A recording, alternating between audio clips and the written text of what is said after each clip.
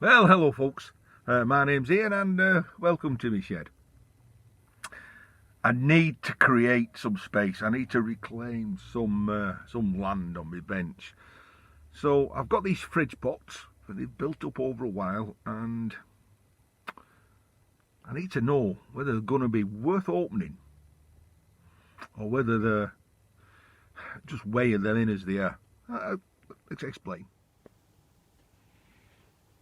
So here and there, a long while, I've been collecting these fridge pots, these fridge compressors, and they've been stored all under there, but it's about time I reclaim some real estate.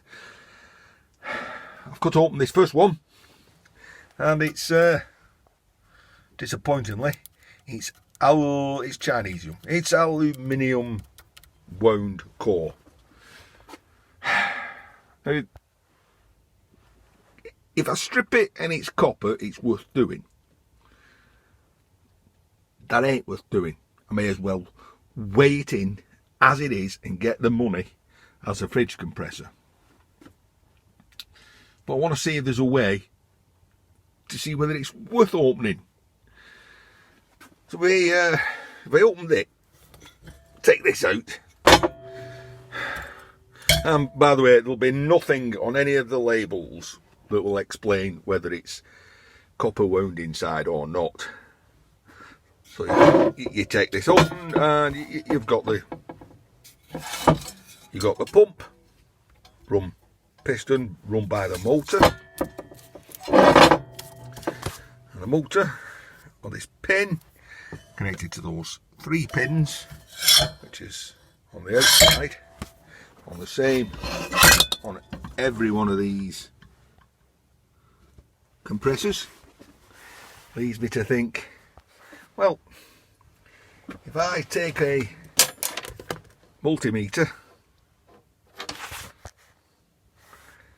and I test the resistance of the coil, which I should be able to do from these pins, I'll get a reading. Aluminium has a higher resistance than copper. So I've got 1, 2, 3 the same. I have another 1, 2 the same. I've got 2 small ones the same, and I've got an oddball one there. So I'm going to take readings of all these compressors and see if it tells me anything. This one, and I was watching Cruiser Mac the other day, and he drilled into a ballast to see whether it was aluminium wound or copper wound, because they're covered in tar, whether it was worth opening. So I'm going to do the same with this one. I'm going to drill in it. Hopefully I'll hit the coil and we can have a look at the filings, the bits that come off, to say, yeah, it's copper or it's aluminium. So I'm going to take some readings, put you up on the tripod, and see whether it's a daft idea or not. First thing I've got to do is I've got to mark them up. So that's 1, 2, 3, 4, 5, 6, 7. And this one I've marked up as drill, although I will take some measurements. Right.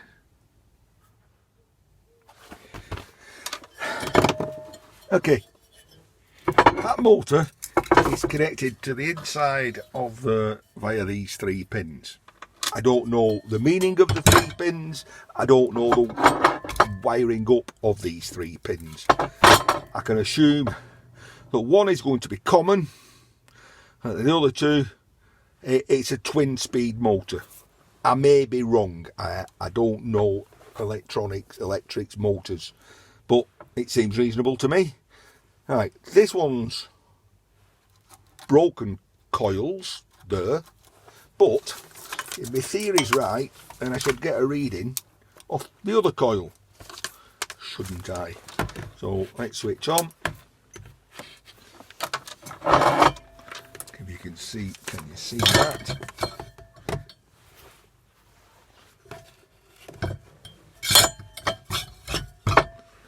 You can. Okay, I'm going to take it. Got it on ohms. Got to put a beep on as well. Right, got a beep, got continuity. I'm going to assume that the centre pin is going to be the common. And we got nothing on the right hand side. There we go. We do get a reading on the left hand side. So if I'm right about it being a twin speed motor, then there's 2 coils in it, and therefore only 1 coil's damaged, and I'm getting a reading of 26. On my pad here, A for aluminium, I'm going to put 26. And I'm going to do that with all the others. Let's take number 1 first of all. Okay, like I said, I'm only guessing, but if I take the same pins on every motor, then I'm repeating the same thing. So that pin, to the right hand side gives me 30, to the left hand side gives me 23.5. So I'm going to write down on here right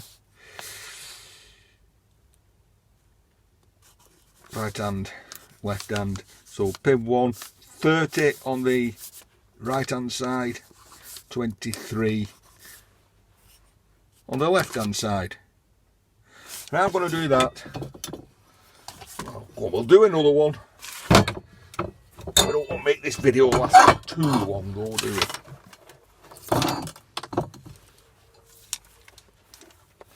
Take the top.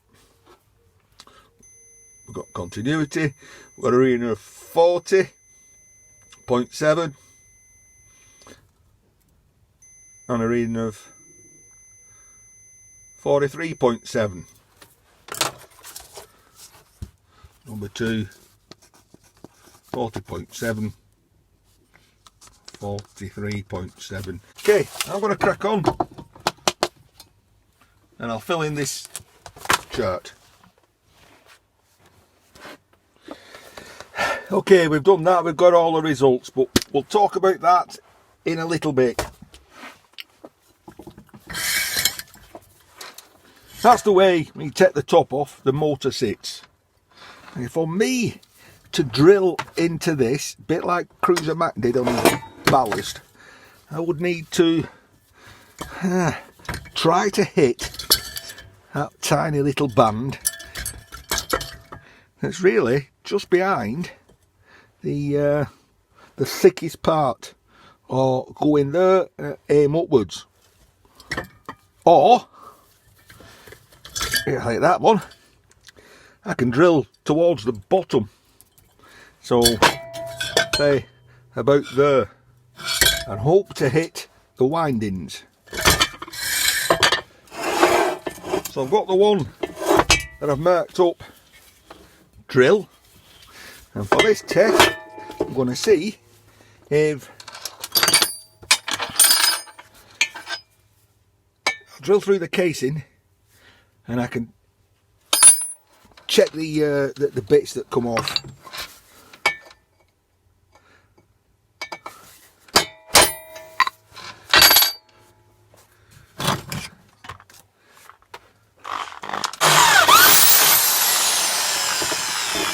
Now, should I stay at that size or should I go bigger? I'll go this size.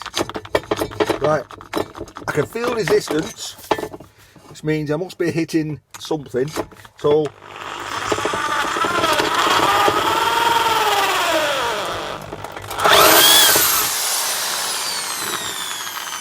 well, that works. That works indeed very well. So let me take you in closer. There we go. So I can see from the split ends that this one is copper. But I'm just going to make that all bigger and poke something out. So there we go, you can clearly see that it's copper wound. That's one way to do it. Drill a hole in it. Right.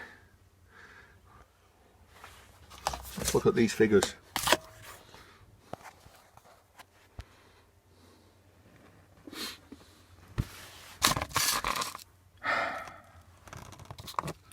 We're going off resistance values. That's quite a large, one of the larger sizes, and I've got 22.2 and 25 ohms resistance. Going down 30, 23, 43, 40, 40, 46, 21, 29, 39, 26. There ain't nothing there that jumps out and says to me it's massively different. I've had to swap phones, the battery died on that one. I've got my figures and these relate to, here we go, 1 and 2 are the small ones, 1 and 2 are similar, 3 and 4 are similar, 5, 6 and 7 are similar. However, all the other ones have the pins, that central pin at the top. So 5, 6 and 7, when I've turned it upside down, it says to me that these, if you look at it, we've got basically higher numbers on the right hand side than the left hand side. So for 5, 6 and 7, I think the lower numbers should be on that side and that on that side. But what does it tell me? It tells me nothing. The one that I've drilled open, I've now cut the top off, is copper. That was 22 and 25.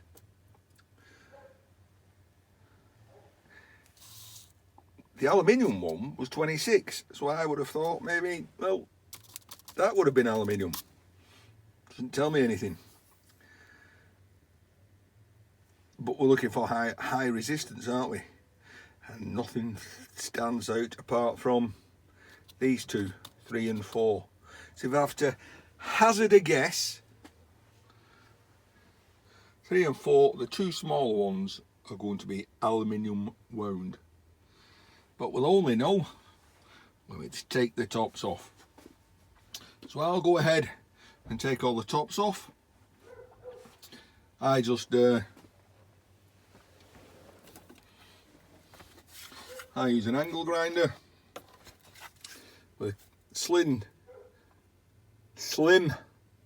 with a thin cutting disc, and I just go around and cut either the bottom or the top off, whichever is easiest to get at. I'll go ahead and do that, come back and we'll see if it's a fail or not. I've now cut all the tops off these, so shall we see what doing what I've done means anything? Alright, number 1.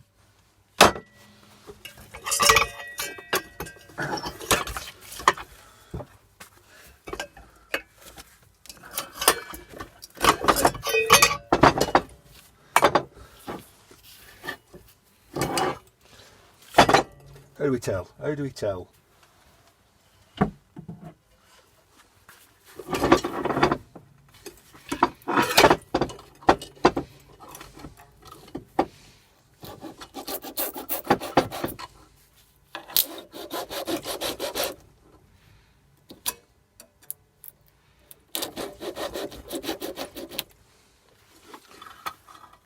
Copper.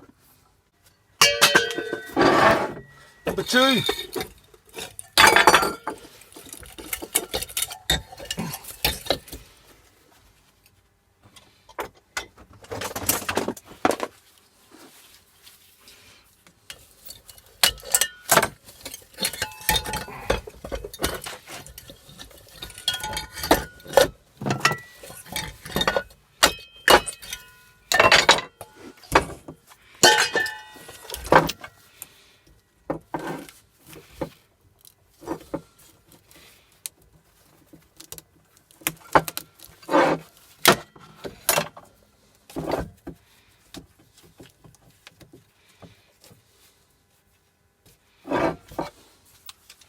need a way of finding out, don't I? Easier way of finding out.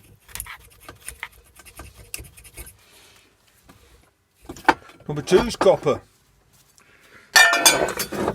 Number 3. Number 3's copper. Number 4's copper.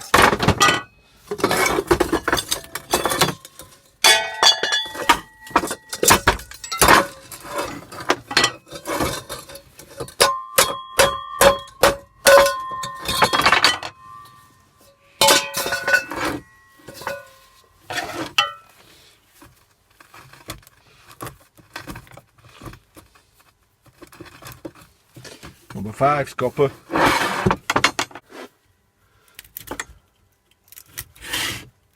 Number 6 is copper.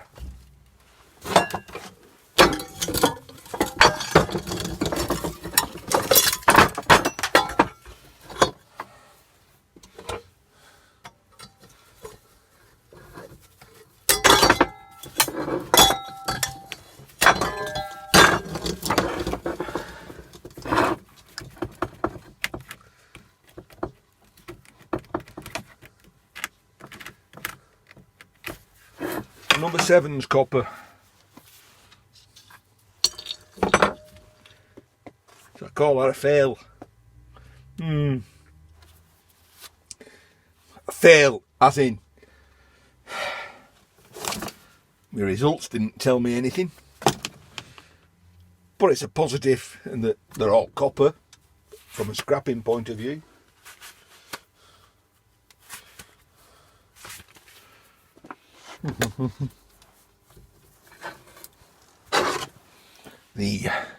Just give it a good grip and give it a bash. Fluke, do you think? Nah, not a fluke.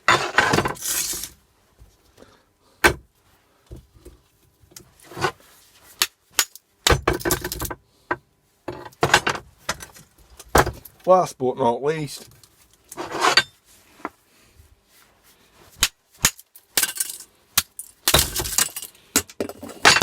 easy peasy, lemon squeezy.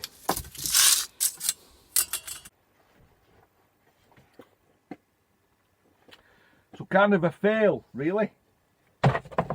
For me it's a win-win, as in they're all copper and I gained some real estate back on my bench.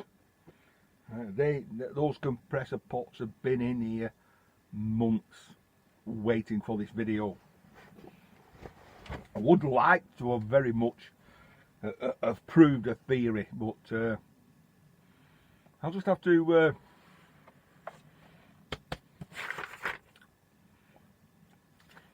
keep taking measurements for any more fridge pots that come my way. Could actually go to the scrapyard and borrow or buy a load off them until I can open one that is aluminium inside, and sort of do something statistically. It's hard to say that, statistically. Anyway, for the win. And for that, because I ain't got any old speckled end cruiser Mac, so I'll have to use your puck on some old crafty end.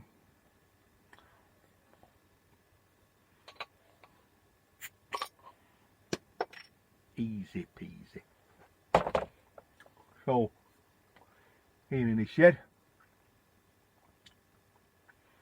I'll see you in the next one. Cheers everyone.